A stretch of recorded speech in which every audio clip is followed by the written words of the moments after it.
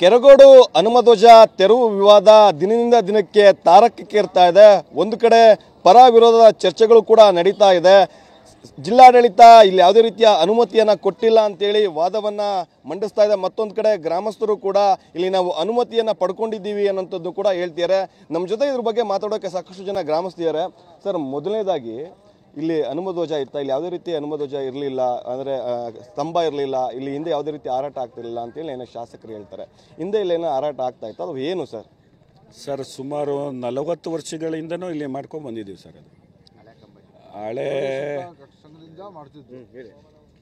ಹಳೆ ರಾಷ್ಟ್ರಧ್ವಜ ಟೈಮಲ್ಲಿ ರಾಷ್ಟ್ರಧ್ವಜ, ನಾಡ ಹಬ್ಬದ ಟೈಮಲ್ಲಿ ಮತ್ತು ಕನ್ನಡ ಧ್ವಜ, ಮತ್ತು ಈ ಮಾಮೂಲಿ ಹನುಮ ಜಯಂತಿ ಈ ಟೈಮ್ನಲ್ಲಿ ಈ ಕೇಸರಿದು ಭಗಧ್ವಜನ ಆರಿಸ್ಕೊಂಡು ಬಂದಿದ್ದೀವಿ, ಕೇಸರಿದು ಆರಿಸ್ಕೊಂಡು ಬಂದಿದ್ದೀವಿ.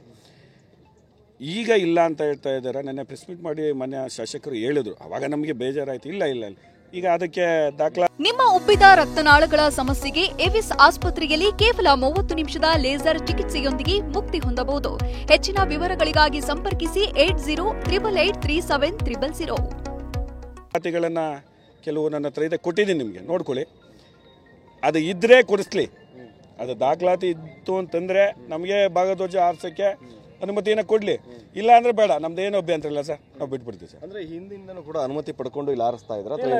ಇಲ್ಲ ಸರ್, ಅದು ಹಿಂದೆ 30-35 ವರ್ಷಗಳ ಹಿಂದೆ ಮಂಡಲ ಪಂಚಾಯಿತಿ ಅಂತಿತ್ತು. ಅದರಲ್ಲಿ ಆಗಿದ್ದಂಥ ಕಾರಣದಲ್ಲಿ ಪ್ರಧಾನ ಶಂಕರೇಗೌಡರು ಅಂತೇಳಿ ನಮ್ಮ ಸ್ನೇಹಿತರು ತಂದೆ, ಅವರೇ ಪ್ರಧಾನರಾಗಿದ್ದರು. ಆ ಟೈಮಲ್ಲಿ ಅವರೇ ಗುದ್ದಲಿ ಪೂಜೆ ಮಾಡಿರೋದು, ಆ ಸ್ಟೇಜು ಮತ್ತು ಧ್ವಜಸ್ತಂಭ ನಿರ್ಮಾಣ ಮಾಡಿರೋದಕ್ಕೆ ಫೋಟೋಗಳು ಎಲ್ಲ ದಾಖಲಾತಿ ಇದೆ. ನಿಮಗೆ ಕಳಿಸ್ತಿದ್ದೀನಿ, ಕಳಿಸ್ಕೊಡ್ತೀನಿ, ನೋಡಿ ಅದನ್ನು. ಅದಿದ್ದು ಇವ್ರು ಆರಿಸ್ಕೊ ಬರ್ತಿದ್ರು, ಕೇಸರಿ ಕಾಣ್ತಾ ಇದೆ ಫೋಟೋದಲ್ಲಿ, ಇದು ಮಾಡಿದ್ದಾರೆ, ಧ್ವಜಗಳನ್ನು ಆರಿಸ್ತಾ ಇದ್ದಾರೆ ಅನ್ನೋದು ಇದ್ದರೆ ಜಿಲ್ಲಾಡಳಿತ ಆಗಲಿ ಮತ್ತು ಸರ್ಕಾರ ಆಗಲಿ ನಮ್ಗೆ ಆದ್ಯತೆಯನ್ನು ಕೊಡಲಿ.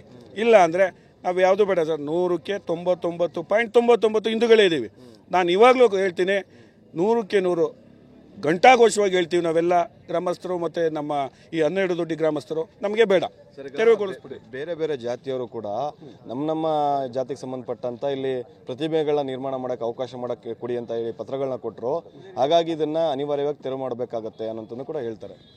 ಸರ್, ಒಂದು ನಿಮಿಷ ನಾನು ಹೇಳ್ತೀನಿ. ಇದನ್ನು ನಾವು ಅರ್ಜಿ ಕೊಟ್ಟು 3.5 ತಿಂಗಳಿಂದ ಕೊಟ್ಟಿರೋದು. 6 ದಿನ ಕೇಸರಿ ಧ್ವಜವನ್ನು ಆರಿಸಿದ್ದೀವಿ. 26ನೇ ತಾರೀಕು 30 ಅಡಿ ಉದ್ದದ ರಾಷ್ಟ್ರಧ್ವಜವನ್ನು ಆರಿಸಿದ್ದೀವಿ. ಅದಾದಮೇಲೆ ಹನುಮಧ್ವಜ 1 ದಿನ ಆರಿಸಿದ್ದಾರೆ. ಯಾಕೆ ನಾನು ಒಬ್ಬ ಹನುಮ ಭಕ್ತ, ನಾನು ಅದರಲ್ಲಿ ಭಾಗವಹಿಸಿದ್ದೆ. ಇವಾಗ ಹೇಳ್ತಾ ಇರೋದೇನೋ ಇರಲಿಲ್ಲ ಮಾಡಿಲ್ಲ ಅಂತ ಇವರು ಕೇಳ್ತಾ ಇದ್ದಾರೆ ಅಲ್ವಾ ಸರ್? ಆ ಒಂದಕ್ಕೂ ಯಾರೋ ಜಾತಿಯವರು ನಮಗೆ ನಾವು ಅದನ್ನು ಕೊಡಬೇಕು ಅಂತ ಹೇಳ್ತಾ ಇದ್ದೀವಲ್ಲ ಸರ್. ನಾವು ಪಕ್ಷ ಆಗಲಿ ವ್ಯಕ್ತಿ ಆಗಲಿ ಯಾರನ್ನು ಆರಿಸ್ತೀವಿ ಅಂತ ಹೇಳಿಲ್ಲ. ನಾವು ಹನುಮಧ್ವಜ, ರಾಷ್ಟ್ರಧ್ವಜ, ನಾಡಧ್ವಜ ಇದರಲ್ಲಿ ಬೇರೆ ಬೇರೆಸೋದು ಏನಿದೆ? 40 ವರ್ಷದಿಂದ ಮಾಡಿದೆವಂಥದ್ದು ಈಗ ಮಾಡಬೇಕು. ನಮಗೆ ಇದನ್ನು ಕೊಡಿ, ಕೆಂಪೇಗೌಡ, ಕನಕ ಮತ್ತು ಹನುಮ, ಇದು ರೈತ ಸಂಘ ಅಂತ ಇವೆಲ್ಲ ಯಾಕೆ ಬರ್ತವೆ? ಯಾವಾಗ ಇದು ಬಂದಿದ್ದು ಅಂದರೆ ಭಾಗವಧ್ವಜವನ್ನು ಆರಿಸಿದ ಮೇಲೆ ಇದು ಉತ್ಕಟ್ಟಿ. ನೀವು ಏನಂತ ಅನುಮತಿ ಕೋರಿದ್ರಿ ಅಥವಾ ಏನು? ಅರ್ಜುನ ಸ್ತಂಭ ಕಂಬ ಮಾಡಿ ಅದ್ರ ಮೇಲೆ ಹನುಮಾನ್ ಧ್ವಜನ ಆಚರಣೆ ಮಾಡ್ತೀವಿ ಅಂತ ಸ್ಪೆಸಿಫಿಕ್ ಬರೆದಿರೋದು. ಯಾರಿಗೆ ಕೊಟ್ಟಿದ್ರಿ? ಪಂಚಾಯತಿ ಕೊಟ್ಟಿದೆ. ಏನಂತ ಕೊಟ್ಟಿದ್ರಿ ಸರ್? ಏನು ಮನವಿ ಮಾಡ್ಕೊಂಡಿದ್ರಿ ಸರ್? ನಾವು ನೋಡಿ, ಸಂಜೀವನಮ್ಮ ರಂಗಮಂದಿರ, ಅದರಲ್ಲಿ ಕಳೆದ 40 ವರ್ಷದಿಂದ ಏನು ನಮ್ಮ ಸಾಂಸ್ಕೃತಿಕ ಕಾರ್ಯಕ್ರಮಗಳು, ನ್ಯಾಷನಲ್ ಫೆಸ್ಟಿವಲ್ ಡೇಗಳಲ್ಲಿ ಎಲ್ಲ ಥರ ಒಂದು ಆಚರಣೆ ಮಾಡ್ಕೊಂಡು ಬರ್ತಿದ್ವಿ. ಇತಿಹಾಸ ಇದೆ ಟ್ರಸ್ಟು ಮತ್ತು ಈ ಭಾಗದ ನಾಗರಿಕರಿಗೆ ಆ ಜಾಗದ ವಿಚಾರದಲ್ಲಿ. ಆ ಜಾಗದಲ್ಲಿ ನಾವು ಹನುಮಾನ್ ಧ್ವಜನ ಆಚರಣೆ ಮಾಡ್ತೀವಿ ಅಂತೇಳಿ ಸ್ಪೆಸಿಫಿಕಾಗಿ ಕೊಟ್ಟಿದ್ದೆ. 28ನೇ ತಾರೀಕು ಡಿಸೆಂಬರ್, ಇನ್ನೊಮ್ಮೆ ಹೇಳ್ತೀನಿ, ಡಿಸೆಂಬರ್ 28ನೇ ತಾರೀಕು ಡಿಸೆಂಬರ್ ತಿಂಗಳಲ್ಲಿ ನಾವು ಕೊಟ್ಟಿದ್ದಾಗ 29ನೇ ತಾರೀಕು ರೆಜುಲೇಷನ್ ಮಾಡ್ತಾರೆ ಇವರು, ನಾವು ಅನುಮತಿ ಕೊಟ್ಟಿದ್ದೀವಿ ಅಂತೇಳಿ.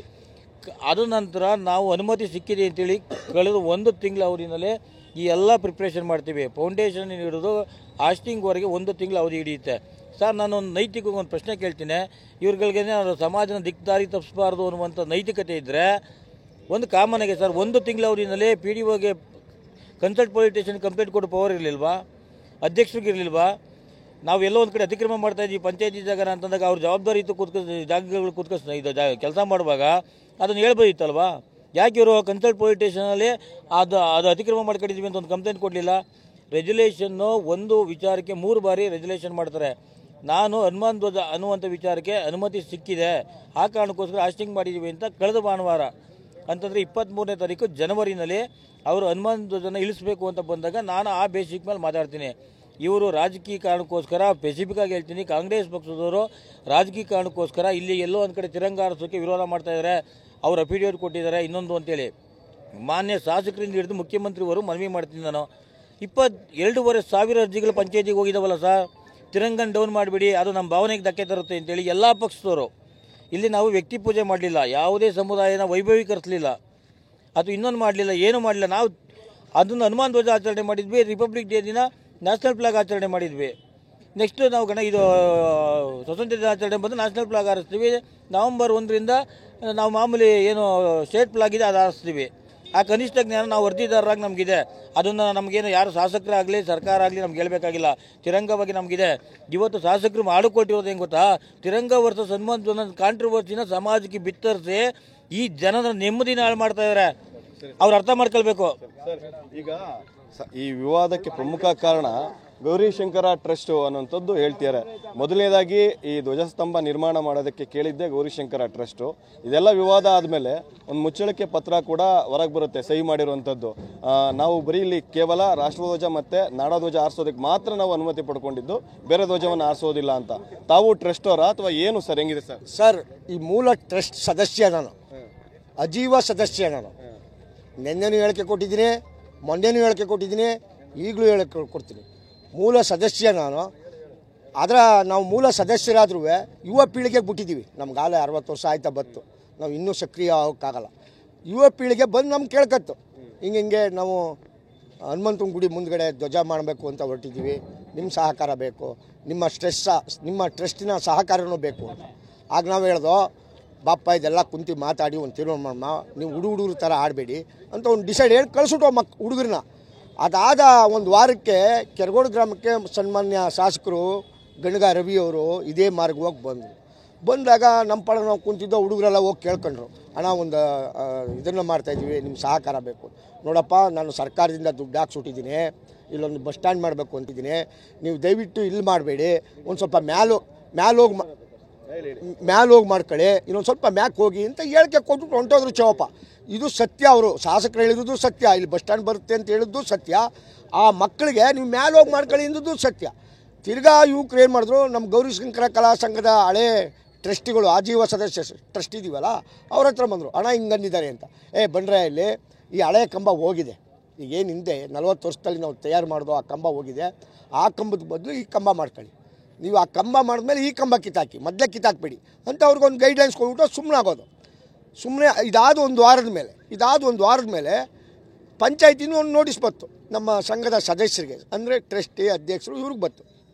ನಾವೆಲ್ಲ ಹೋಗಿದ್ದು, ನನ್ನ ಗಮನಕ್ಕೆ ಆಮೇಲೆ ಬಂತು, ಚೋಪ ಇಲ್ಲಿ ಸಂಘ ಸಂಸ್ಥೆ ಏನು ಮಾಡ್ತೀವಿ, ಹಿರಿತನಕ್ಕೆ ವಿದ್ಯೆ ನೋಡಲ್ಲ, ಹಿರಿತನಕ್ಕೆ ಏನು ಜ್ಞಾನ ಇಲ್ದೋದವ್ರಿಗೂ ಅಧಿಕಾರ ಕೊಡ್ತೀವಿ. ಹಾಗೆ ಕೆಲವು ವಿಷಯಗಳು ಗೊತ್ತಿಲ್ಲ ಅಂಥವ್ರ ಕೆಲ ಕರ್ಕೋಗಿ ಸೈನ್ ಹಾಕ್ಸ್ಕೊಂಡಿದ್ದಾರೆ. ಸೈನ್ ಹಾಕ್ಸಿರೋದು ಸತ್ಯ, ನಮ್ಮ ಸಂಘದ ಸೈನ್ ಹಾಕಿರೋದು ಸತ್ಯ, ಯಾರು ನಮ್ಮ ಸಂಘದವರು. ಆದರೆ ಅವ್ರಿಗೇನು ಗೊತ್ತಿಲ್ಲ, ಇದ್ರ ಬಗ್ಗೆ ಅರಿವಿಲ್ಲ. ನಂತರ ಏನು ಮಾಡ್ತೀವಿ, ಯಾವಾಗ ಸೈನ್ ಹಾಕ್ಸ್ಕೊಂಡ್ರು ನಾವು ತಕ್ಷಣ ತಿರುಗಿ ಇನ್ನೊಂದು ಅರ್ಜಿ ಕೊಡ್ತೀವಿ, ಎಲ್ಲಿಗೆ, ಪಂಚಾಯತಿಗೆ. ಸ್ವಾಮಿ, ಇದು ನೀವು ಆ ಸೈನ್ ಹಾಕ್ಸ್ಕೊಂಡಿರೋದು ತಪ್ಪು, ನಮ್ಗೆ ಇನ್ನೊಂದು ಅವಕಾಶ ಕೊಡಿ ಅಂತ. ಆಗ ಪಂಚಾಯತಿಲಿ ಏನು ಮಾಡ್ತಾರೆ, ಅನುಮೋದನೆ ಕೊಡ್ತಾರೆ, ಅದಕ್ಕೆ ಆಯಿತು ನೀವು ಮಾಡ್ಕೊಳ್ಳಿ ಅಂತ. ಇದ್ರ ಯಾರು ತಪ್ಪು ಅಂತಲ್ಮ, ಅಮಾಯಕ ರೈತರದ, ಅಮಾಯಕ ಟ್ರಸ್ಟ್ದ, ಅಮಾಯಕ ಗೌರಿಶಂಕರ ಕಲಾ ಸಂಘದ, ಇಲ್ಲ ಗ್ರಾಮದವ್ರದ. ಈ ಹನುಮಧ್ವಜ ನಿರ್ಮಾಣ ಮಾಡೋಕ್ಕೆ ಅನುಮತಿ ಕೇಳಿದ್ದು ಗೌರಿಶಂಕರ ಟ್ರಸ್ಟ್. ಹೌದು ಸತ್ಯ, ನಾವು ಕೇಳಿದ್ದೀವಿ. ಗ್ರಾಮದ 2000 ಅರ್ಜಿ ಹೋಗಿದೆ, ಅವರೆಲ್ಲ ಕೇಳಿದ್ದಾರೆ, ಅವಕಾಶ ಕೊಟ್ಟಿದ್ದಾರೆ. ಈಗ ಮುಚ್ಚಳಿಕೆ ಪತ್ರವನ್ನು ಒಂದು ಬಿಡುಗಡೆ ಮಾಡ್ತಾರೆ, ಹಂಗಾದ್ರೆ ಅದನ್ನ ಬಲವಂತವಾಗಿ ಸಹಿ ಮಾಡ್ತಾರೆ. 100% ಅಜೀವ ಸದಸ್ಯ ಆನಂದ ನನ್ನ ಹೆಸರು.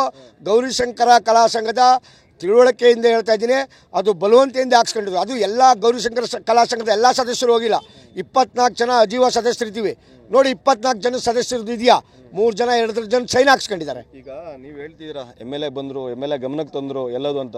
MLA ಒಂದು ಸ್ಟೇಟ್ಮೆಂಟ್ ಕೊಟ್ಟಿದ್ದಾರೆ, ನಾನು ಹೇಳಿದ್ದು ಬಸ್ ಸ್ಟ್ಯಾಂಡ್ ನಿರ್ಮಾಣ ಮುಂಭಾಗದಲ್ಲಿ ಗರುಡಗಂಬ ನಿರ್ಮಾಣ ಮಾಡೋಕ್ಕೆ ಹೊರತು ಈ ರೀತಿಯ 108 ಅಡಿ ಎತ್ತರದ ಧ್ವಜಸ್ತಂಭಕ್ಕಲ್ಲ ಅನ್ನೋದು ಕೂಡ ಹೇಳ್ತಾ ಇದ್ದಾರೆ. ಹೇಳಿ ಸರ್, ಬಂದಿದ್ದ ಸತ್ಯ. ನಾವು ಗರುಡಗಂಬ ಅಂತ ಮೆನ್ಷನ್ ಮಾಡಲಿಲ್ಲ, ಹನುಮನ ದೇವಸ್ಥಾನದ ಮುಂದೆ ಒಂದು ಹನುಮನ ಒಂದು ಉದ್ದದವಾದ ಒಂದು ಅದಕ್ಕೆ ಇನ್ನೂ 108 ಅಡಿ ಆಗಲಿ 50 ಅಡಿ ಆಗಲಿ ಅಂತ ನಾವಿನ್ನೂ ಅದನ್ನು ಅಂದ್ಕೊಂಡಿರಲಿಲ್ಲ ಏನು ಮಾಡಬೇಕು ಅಂತೇಳಿ. ಒಂದು ಮಾಡಬೇಕು ಅಂತಿದ್ದೀವಿ, ಇದಕ್ಕೆ ಅನುಮತಿ ಬೇಕು ಅಂತ ಅವ್ರು ಹೇಳಿದ ಸತ್ಯ. ನಿಮಗೆ ಇಲ್ಲಿ ಬಸ್ ಸ್ಟ್ಯಾಂಡ್ ಬರುತ್ತೆ, ನಾನು ಹೈಟೆಕ್ಕಾಗಿ ಮಾಡಬೇಕು ಅನ್ಕೋತಿದ್ದೀನಿ. ಬಸ್ ಸ್ಟ್ಯಾಂಡ್ ಬೇಕು ಅಂದರೆ ನೀವು ಬಸ್ ಸ್ಟ್ಯಾಂಡ್ಗೆ ಸಹಕರಿಸಿ, ಬಸ್ ಸ್ಟ್ಯಾಂಡ್ ಏನಾದರೂ ಬೇಡ ಅಂದರೆ ನೀವು ಅನುಮೋದನೆ ಮಾಡ್ಕೊಳ್ಳಿ, ನಮಗೇನು ಅಭ್ಯಂತರ ಇಲ್ಲ, ನಾನು ಇದಕ್ಕೆ ವಿರೋಧನೂ ಇಲ್ಲ ಪರನೂ ಇಲ್ಲ. ಮಾಡಿದ್ರೆ ಅಭಿವೃದ್ಧಿ ಬೇಕು ಅಂದರೆ ಬಿಡಿ, ಅಭಿವೃದ್ಧಿ ಬೇಡ ಅಂದರೆ ನೀವು ದೇವರೇ ಮುಖ್ಯ ಅಂದರೆ ಮಾಡ್ಕೊಳ್ಳಿ ಅಂತೇಳಿ ಹೊರಟೋದು. ಆಗ ನಾವೆಲ್ಲ ಕೂತು ಗ್ರಾಮಸ್ಥರು ಮತ್ತು ಸಂಘದವರು ಎಲ್ಲ ಚರ್ಚೆ ಮಾಡಿ ಅಭಿವೃದ್ಧಿ ಯಾರಿಗೆ ಬೇಡ, ಹೈಟೆಕ್ ಬಸ್ ಸ್ಟ್ಯಾಂಡ್ ನಮಗೆ ಅನುಕೂಲ, ಮತ್ತು ಈಗ ಸ್ಟೇಟ್ ಹೈವೇ ಇದೆ, ನ್ಯಾಷನಲ್ ಹೈವೇ ಅದು ನೆಕ್ಸ್ಟ್ ಎಕ್ಸ್ಟೆಂಡ್ ಆದಾಗ ತೊಂದರೆ ಆಗುತ್ತೆ, ತೆಗೆದು ಅದೆಲ್ಲ ಬೇಡ, ಲಕ್ಷಾಂತರ ರೂಪಾಯಿ ಖರ್ಚು ಮಾಡೋದು ಅಂತೇಳಿ ಹೇಳಿದ್ರಲ್ಲ ಈಗ ನಮ್ಮ ಹಿರಿಯ ಸದಸ್ಯರು. ಹಳೆ ಕಂಬವನ್ನು ತೆಗೆದು ಅಲ್ಲೇ ಮಾಡೋಣ ರಂಗಮಂದಿರದಲ್ಲಿ. ಬಸ್ ಸ್ಟ್ಯಾಂಡ್ ಜಾಗ ಆ ಸ್ಟೇಜ್ ಏನಿದೆ ಅದು ಮುಂದಕ್ಕೆ ಬಸ್ ಸ್ಟ್ಯಾಂಡು. ಈಗ ನಾವು ಮಾಡಿರುವಂಥದ್ದು ರಂಗಮಂದಿರದಲ್ಲಿ, ಸಂಚೀವನಮ್ಮ ರಂಗಮಂದಿರದಲ್ಲಿ, ಅಲ್ಲೇ ಮಾಡ್ಕೊಂಡ್ರೆ ಯಾವ ಪ್ರಾಬ್ಲಮ್ ಇರಲ್ಲ ಅಂತೇಳಿ ಅರ್ಜಿ ಕೊಟ್ಟು ಇದನ್ನು ಮೂವ್ ಮಾಡಿದ್ವಿ. ಇದಿಷ್ಟು ಕೂಡ ಇಲ್ಲಿನ ಗ್ರಾಮಸ್ಥರು ಹೇಳ್ತಿರುವಂಥ ಮಾತು. ಅನುಮತಿಯನ್ನು ಕೊಟ್ಟಿದ್ರು, ಹಿಂದಿಂದ 40 ವರ್ಷಗಳಿಂದಲೂ ಕೂಡ ಇಲ್ಲಿ ಆರಾಟ ಮಾಡ್ಕೊಂಡು ಬರಲಾಗ್ತಿತ್ತು. ಇದೀಗ ಈ ರೀತಿ ತಾರತಮ್ಯ ಮಾಡ್ತಾ ಇದ್ದಾರೆ ಅನ್ನೋ ಮಾತುಗಳನ್ನ ಹೇಳ್ತಾ ಇದ್ದಾರೆ. ಕ್ಯಾಮ್ರಾ ಪರ್ಸನ್ ಗುರುರಾಜ್ ಜೊತೆ ಪ್ರಶಾಂತ್ ಟಿವಿ9 ಮಂಡ್ಯ.